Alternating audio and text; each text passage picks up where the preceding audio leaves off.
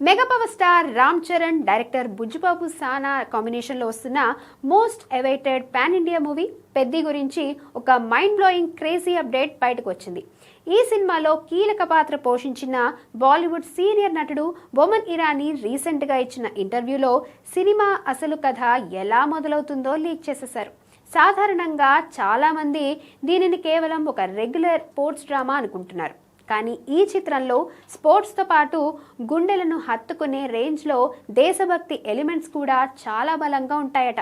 కథ విషయానికి వస్తే, ఒలింపిక్స్లో భారతదేశం 2 బంగారు పతకాలు గెలిచి సంబరాలు చేసుకుంటున్న సీన్తో సినిమా ఓపెన్ అవుతుంది.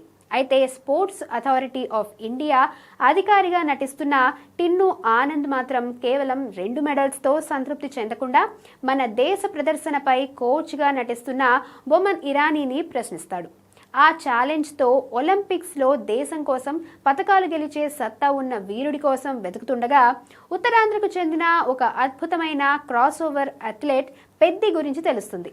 అక్కడి నుండి చరణ్ క్యారెక్టర్ ఎంట్రీతో కథ వేరే లెవెల్కు వెళ్తుందట. ఇక్కడ ఒక షాకింగ్ ట్విస్ట్ ఏంటంటే, సినిమాలో రామ్ చరణ్తో బొమన్ ఇరానీకి ఒక్క కాంబినేషన్ సీన్ కూడా ఉండదట. ఒకే లొకేషన్లో షూటింగ్ చేసిన ఇద్దరు కలిసి స్క్రీన్ షేర్ చేసుకోకపోవడం ఇప్పుడు ఫ్యాన్స్లో పెద్ద చర్చగా మారింది. జాన్వీ కపూర్ హీరోయిన్గా నటిస్తున్న ఈ భారీ చిత్రానికి ఆస్కర్ విజేత ఏఆర్ రెహమాన్ అద్భుతమైన సంగీతాన్ని అందిస్తున్నారు.